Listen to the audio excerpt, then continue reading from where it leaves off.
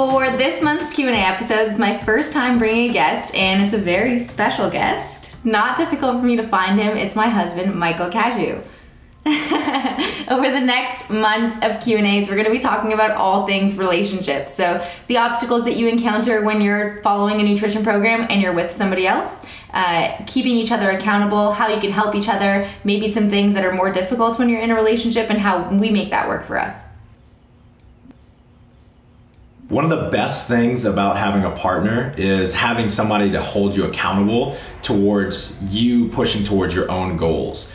One of the first concepts that we learned in our relationship is the difference between codependency and co-commitment. Codependency is when two people commit to each other that they're not going to hold each other accountable for their weaknesses. So maybe I have a weakness in nutrition or diet, and Adee has a weakness in exercise. In a codependent relationship, we would commit to each other, usually unconsciously, almost always unspoken, that we're not going to hold each other accountable. We're not going to call each other out on our own weaknesses.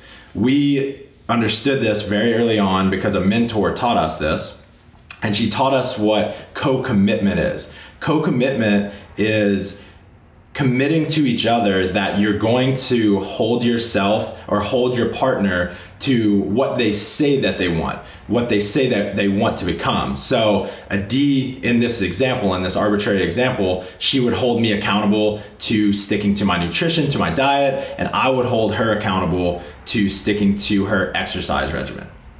It's not. That's a real life example because we actually do that. Yeah. And how I think that chasing goals with a couple really helps is I see Michael every single day, day in, day out, looking to achieve different things with his nutrition or his fitness, and I don't want to be left behind. So it is such a huge motivator for me to be in it with him. It's easier for us to pull each other in when we're having bad times or when we're having good times. So I see him out there crushing it. He's doing a workout in the gym, and if I was debating not doing a workout that day, I'm like, damn, I'm definitely gonna do a workout now just because he was.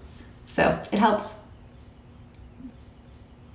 In our relationship, I am definitely the kind of person that responds really well to external accountability. If I have somebody that I need to meet expectations for, or going to the gym not getting to the gym means somebody else is going to care that I don't actually get to the gym, that is a really great way to keep me motivated. So in our relationship, I use Michael as my accountability. So if I, for one example, want to wake up early in the morning at 6:30 every single morning, it's a really hard thing for me to do. I love to sleep in. So I give Michael permission to keep me accountable, but at the same time, I make a promise that I'm not gonna get defensive and upset if he actually follows through. So if he rips off the covers and blows in my ear or turns the light on, whatever it is, I'm not allowed to get upset about it because I've given him permission to hold me accountable. And for me, doing that gets me out of bed in the morning, and I've never once regretted it.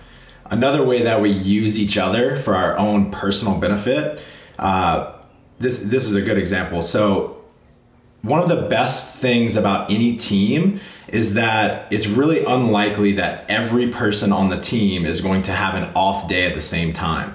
So on our team and our relationship, if I'm having a bad day, she's almost always there to pick me up, and vice versa. So a specific example, we were on our way to an event the other day. It's kind of like a personal development event on a Monday night. We're both really tired, and on the way there, she is verbalizing that she's really dreading going to this thing. And she's dropping little hints that, we shouldn't go to this thing. We can just go get some ice cream and watch Narcos or some TV show. And I'm holding off. I'm like, we're going. And then we park, and we're 20 minutes early. And then we're just sitting there. And then this seed of a thought starts popping into my head and growing. And probably 10 minutes before, 5 minutes before the event starts, I'm like, let's just not go. And by that time, she had recommitted herself to going, and she said, no, we're going. And then we went in there and we had a great night. So that's just a very small example to show you that when one of us is kind of down or potentially choosing something not in integrity with what we said we were going to do, the other one almost always picks us up. Holding your partner accountable is always going to be a little bit vulnerable. You're always going to be slightly at risk for your partner getting defensive, for them lashing out at you because they think you're being malicious. It's always going to be a little bit uncomfortable. Adee and I have made a commitment to each other that we're always going to hold each other accountable for the person that we say we want to be when things are going well. Now, when when it's 6 a.m. in the morning and the night before she told me she wants to wake up early, but it's 6 a.m. and she just wants to sleep in, I have a choice here. I can either try to wake her up and risk her, barking at me or telling me she doesn't want to wake up, and I can rip the covers off of her, or I can just go about my day and not hold her accountable. So there's always a decision. Do I want to do the uncomfortable thing that I know is right, or do I want to play it safe and just go about my day? Right. Sometimes playing it safe too is keep protecting yourself from that discomfort or the potential risk, but at the same time you're also inhibiting yourself, because if your partner's not at their best, ultimately you're not going to be at your best either. You're kind of one being, and whatever's going on with Michael is going to be in the air in our relationship and in our household. So I would suggest to anybody out there is to assume the best in the other, and if you ever have a moment, try and catch yourself. The tightness that builds up in your chest when your partner says something that might be a little bit true, which is why you're getting a little bit of tightness in your chest. He says, you said you were going to work out and you didn't work out. That tightness that builds up is me being a little bit like, ooh, he's kind of right, but I'm so annoyed that he said this right now. Just take a moment and assume the best in your partner, because they love you for all that you are and all that you're not, and just do the best that you can to, in that moment, take it as, they're right, and take some action, because it's going to be the best for the both of you in the end. And know that with practice, this is going to be a little bit easier.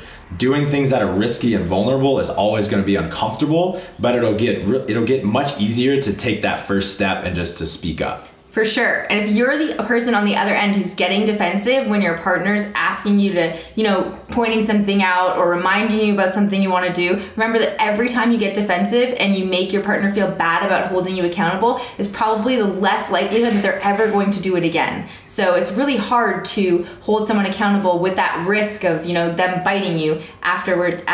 So just remember that if you really do want your partner to hold you accountable, that it's up to you not to get defensive about it, because it's a really quick way for them to never ever do it again. All right, guys, thanks for tuning in this week. I hope you've learned something from what's worked for us. Tune in next week to learn about how we use food in our relationship.